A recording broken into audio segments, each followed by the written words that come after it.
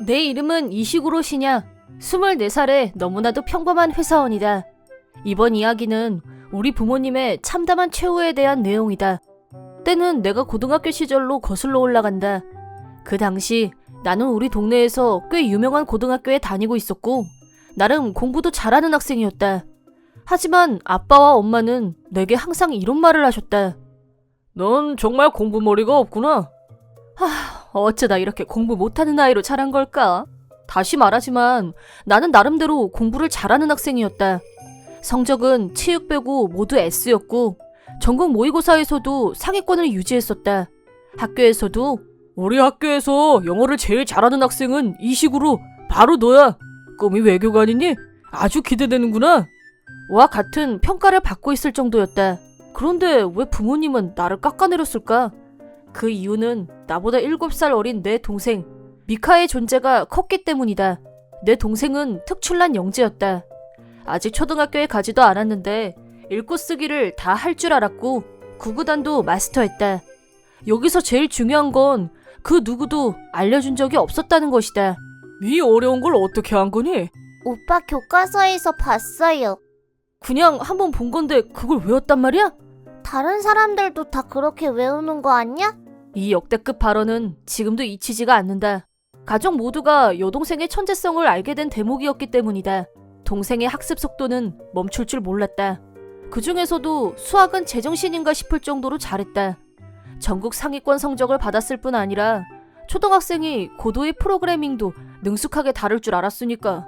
부모님은 우리 딸이 분명 하늘의 은총을 받은 거라며 크게 기뻐하셨다. 비록 중소기업이었지만 건설회사를 경영하고 계신 아빠 덕에 돈도 좀 있었다. 그래서 동생의 교육을 위해서라면 아낌없이 투자하셨다. 공부 잘하는 동생 때문에 나 같은 건 멍청해 보일 만도 했다. 동생에 비하면 나는 그냥 평범한 사람일 뿐이었다. 부모님한테 이런 노골적인 차별을 당하면 그런 동생이 미워질지도 모른다. 하지만 그와 반대로 우리 남매의 사이는 아주 좋았다. 오빠, 내 말 좀 들어봐. 왜? 오빤 잘 듣고 있으니까 진정하고 얘기해봐. 사실은 나 프로그래밍 대회에서 우승했어. 그랬구나. 우리 미카 대단하네. 역시 자랑스러운 내 동생이야. 상으로 나 아이스크림 사줘. 네네. 그럼 이따가 같이 사러 갈까? 천재적인 두뇌를 가졌지만 미카는 밝고 순수한 아이였다. 그리고 오빠를 잘 따르는 아이였다. 기분 나쁘게 본인의 천재성을 자랑한 적도 없었다. 즉 천재면서도 겸손한, 내겐 그저 귀여운 여동생일 뿐이었다. 부모님이 나를 어떻게 대하든 상관없이 순수한 오빠의 마음으로 동생의 그런 활약상들을 기뻐해줬다. 나와의 차이도 너무 많이 났기 때문에 솔직히 질투할 생각도 안 들었다. 무엇보다 서로 잘하는 분야도 달랐는데 이과 공부를 잘하는 미카와 달리 나는 문과 계열의 공부를 더 잘했다. 선생님이 날 칭찬해주신 것처럼 나는 영어를 좋아했다. 영어뿐만 아니라 프랑스어, 독일어, 이탈리아어 등 세계 각국의 언어들에 관심이 있었다. 미래의 꿈은 언어학자지만 세계를 여행하는 작가가 되는 것도 생각 중이다. 동생도 그런 내 꿈을 응원해주고 있다. 그래서 나는 동생과 꿈에 대해 이야기하는 게 제일 즐거웠다. 그러던 어느 날, 아빠, 오늘 학부모 상담하는 날이에요. 저번엔 아빠가 오시겠다고 하셨잖아요. 아, 그랬었나? 아빠가 깜빡했구나. 선생님께 다음으로 미루겠다고 말씀드려놨어요. 근데 아빠가 그 얘기를 들을 필요가 있니? 그냥 너 좋을 대로 해라. 뭐 그러실 줄 알았어요. 그래도 학비는 스스로 마련해야 한다. 알고 있어요. 장학금으로 해결할 생각이에요. 그리고 고등학교 졸업하면 너 혼자 나가 살아라. 네? 더 이상 쓸모없는 자식놈에게 돈을 쓰고 싶지 않구나. 네가 집을 나가면 그 돈을 미카에게 쓸 수 있지 않니? 그러니 동생을 위해서라도 빨리 자립하거라. 역대급으로 비정한 발언이라는 생각이 들 수도 있겠지만 난 아무렇지도 않았다. 그 당시 나는 집에서 거의 공기와도 같은 취급을 당하고 있었기 때문이다. 매일 밥은 차려주셨지만 대화는 거의 하지 않았다. 나도 부모님과의 대화를 피하기 시작했다. 그러자 내 방에서 보내는 시간이 점점 늘어갔다. 뭐 그렇다 보니 언젠가는 이런 말을 하실 거란 예상은 했었다. 생각보다 좀 이르긴 했지만. 아무튼 나는 고등학교를 졸업하자마자 살 곳을 찾아야만 했다. 일단 기숙사가 있는 대학에 가서 국가 장학금을 받기로 했다. 다행히도 내 학벌 정도면 과외 알바가 가능했기 때문에 돈 걱정이 되진 않았다. 요즘엔 온라인 과외도 가능하다고 하니 세상이 참 좋아졌다. 그리고 내 특기인 영어를 살려서 번역 알바도 해볼 생각이다. 오히려 앞으로의 날들을 생각하니 가슴이 설렜다. 그렇게 고등학교를 졸업 후 그럼 잘 살아라. 명절에도 굳이 올 필요 없다. 이 집을 떠나는 날 부모님은 무뚝뚝한 얼굴로 나를 배웅해 주셨다. 나 역시 아무런 미련도 없었다. 그런데 딱 한 사람, 나와의 이별을 슬퍼하는 가족이 있었다. 가지마. 오빠만 이 집을 나가는 건데 난 싫어. 미카였다. 동생은 내가 이 집을 나갈 거라고 할 때부터 계속 반대했었다. 부모님이 살살 타일러도 봤지만 절대 그 사실을 받아들이려고 하지 않았다. 솔직히 나도 미카와 헤어지는 건 많이 힘들었다. 그리고 엉엉 우는 미카의 모습에 내 마음도 많이 아팠다. 하지만 내게 다른 선택지는 없었다. 미카, 미안해. 정말 미안해. 그치만 평생 헤어지는 건 아니야. 우리 또 만날 거야. 근데 미카에게 미안하게도 내겐 미카를 신경 쓸 여유가 없었다. 기숙사 생활을 했지만 생활비는 내가 직접 벌어야만 했으니까. 나는 온라인 과외에 번역 알바까지 했다. 또한 부모님께 말하지 않았지만 성적을 잘만 유지하면 4년간의 학비를 면제받을 수 있는 국가 장학금으로 학교를 다니고 있었다. 그래서 대학 공부도 게을리할 수 없었다. 어차피 내겐 돌아갈 곳도 없었다. 취업에 실패하면 노숙자가 되어 길거리를 방황하게 되겠지. 나는 그래서 공부도 열심히 하고 취업에 도움이 되는 자격증과 기술들도 익혀나갔다. 일단은 해외 기업들과 거래하는 회사들을 목표로 경험을 쌓아나갔다. 그랬더니 해외 취업까지도 노려볼 수 있게 됐다. 이렇게 나는 보장된 미래를 위해 제대로 놀아보지도 못하고 대학 생활을 보내고 있었다. 그리고 5년 후 어찌어찌 좋은 회사에 입사하게 된 나는 내 꿈을 위해 회사 생활도 열심히 했다. 대학 시절 동안 노력했던 덕분에 월급도 꽤 괜찮았고 일도 즐거웠다. 사내 공용어는 영어였는데 덕분에 회사만 나가도 외국의 기분을 느낄 수 있었다. 인생이란 노력하기에 달린 것 같다. 한편 시간이 갈수록 동생의 천재성은 빛을 발했다. 덕분에 입학이 제일 어렵다는 고등학교에 1등으로 입학할 수 있었다. 또한 수학과 프로그래밍 관련 대회에서 수많은 트로피를 받았고 천재 소녀로 잡지에까지 실리게 됐다. 부모님은 여전히 동생을 사랑하셨고 동생 교육에 대한 집착도 더더욱 심해져갔다. 요즘엔 놀 시간도 없이 억지로 공부만 하며 지내는 듯했다. 가족과 연을 끄는 내가 그런 걸 어떻게 알고 있냐고? 나 저번 전국 모의고사에서도 1등 했어. 대단하다. 뭐 이젠 놀랍지도 않지만. 그건 그래. 약속대로 디저트 무한리필 카페 가는 거다? 당연하지. 약속했잖아. 근데 약속의 조건이 너무 쉬운 거 아니야? 무슨 말이야. 전국 1등인데? 이거 쉬운 거 아니거든? 그건 그런데 너한테는 식은 죽 먹기잖아. 됐고, 약속한 거니까 꼭 지켜야 돼? 네네, 그냥 해본 말이야. 부모님한텐 뭐라고 하고 나오게? 요즘 친구도 못 만나게 한다며. 괜찮아. 독서실에서 공부한다고 하면 돼. 그래, 그럼 되겠다. 사실은 좀 더 같이 놀고 싶은데 그건 힘들 것 같아. 미카가 어른이 돼서 집을 나오면 더 자유로워질 거야. 맞아. 나도 빨리 어른이 되고 싶다. 눈 깜짝할 새에 돼 있을 거야. 이렇게 부모님께는 비밀로 여동생과 연락을 주고받고 있었다. 평소에는 라인이나 전화로 연락을 주고받지만 가끔은 부모님의 눈을 피해 만나기도 했다. 대학생 때는 연락할 시간이 거의 없었다. 그래도 미카가 종종 연락을 해줬다. 그 후 내가 대학을 졸업하고 회사원이 돼서야 미카 연락에 답을 할 수 있었다. 덕분에 지금도 사이좋은 남매로 지낼 수 있게 됐다. 대학 시절 아직 초등학생이었던 미카가 말도 없이 내가 사는 기숙사로 혼자 찾아왔던 것이 결정적인 계기가 됐다. 미카, 너 혼자 여기를 어떻게 온 거야? 오빠랑 헤어지는 게 싫어서 내가 찾아온 거야. 뭐? 솔직히 그 당시 미카는 평범한 초등학생이 아니었다.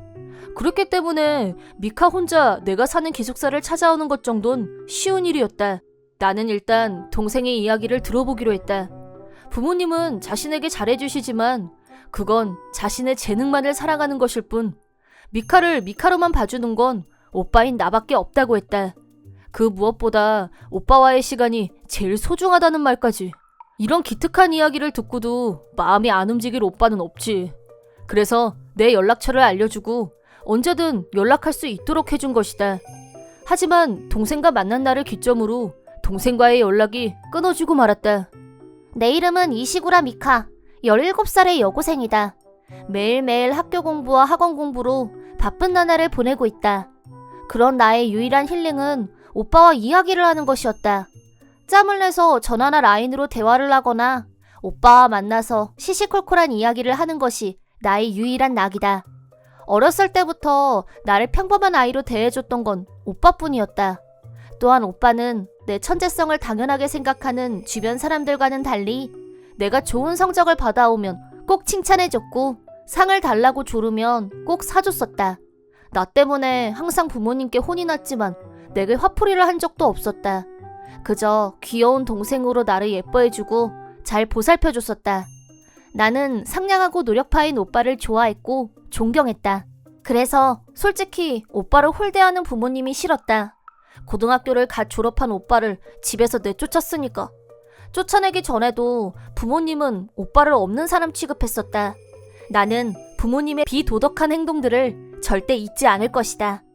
또한 고등학교를 졸업하면 무조건 이 집을 나갈 생각이다. 이런 부모랑은 같이 살고 싶지 않으니까. 그래도 집을 나가는 날까지는 부모님의 기대에 부응할 생각이다. 부모님의 착하고 이상적인 딸인 척 연기하는 것이다.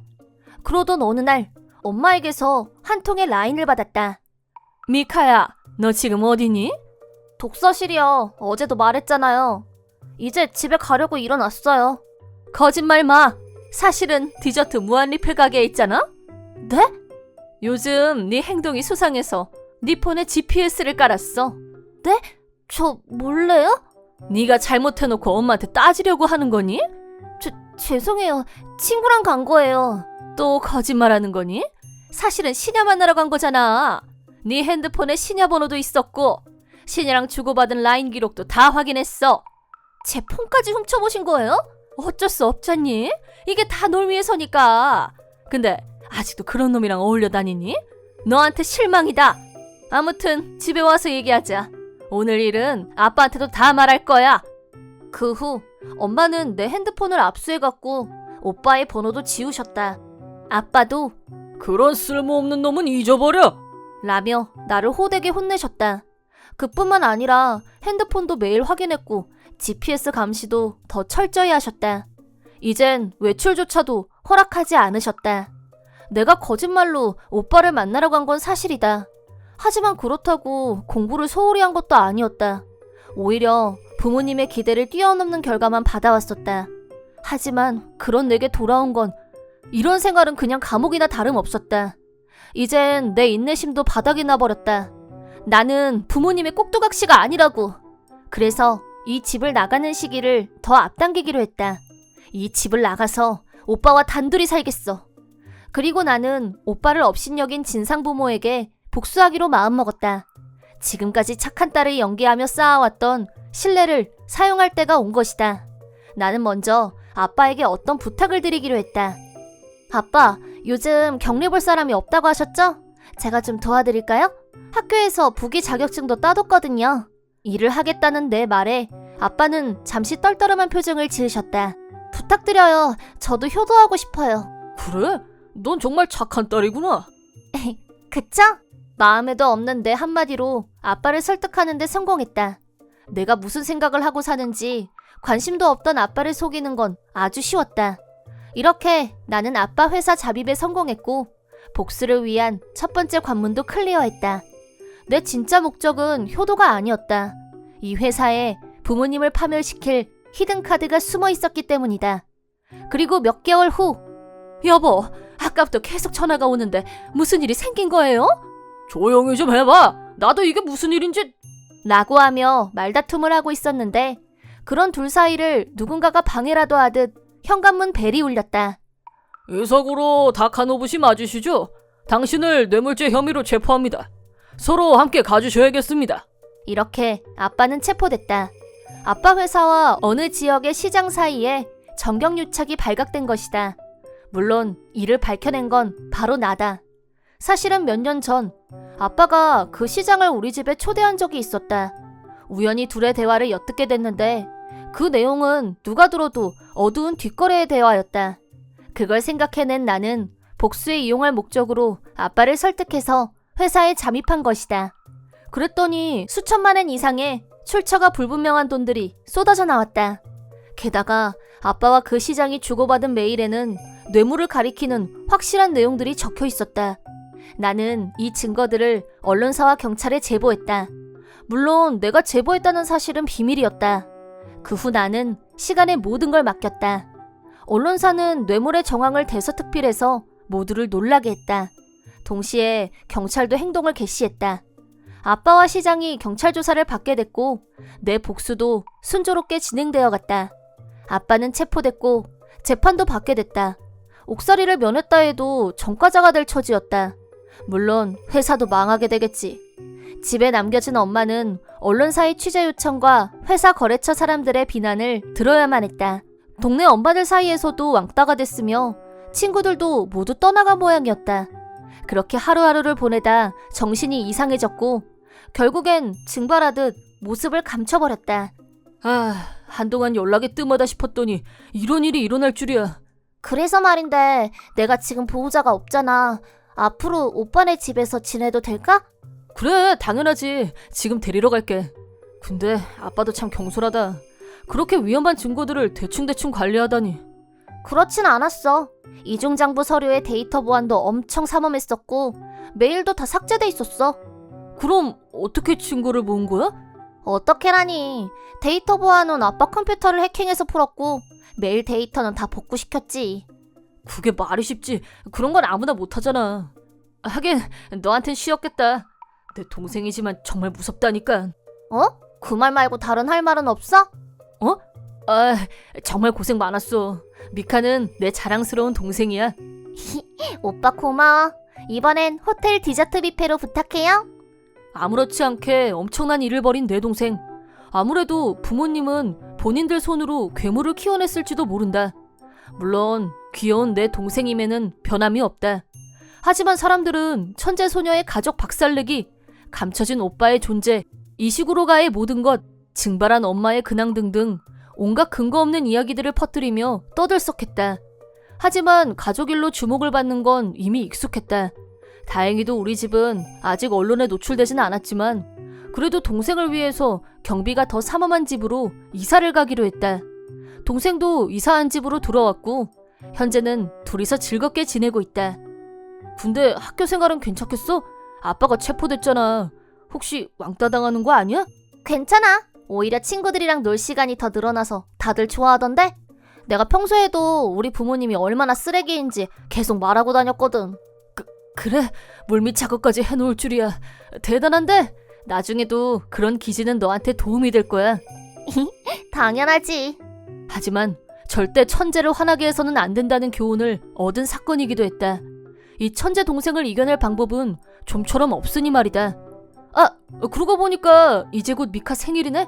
우리 회사 거래처 사람이 완전 맛있는 케이크집을 알려줬거든? 모니로봇 스위트라는 곳인데. 뭐? 무조건 3개월 전에 예약해야 한다는 거기? 그래, 자기 친척이 그 케이크집 사장이래.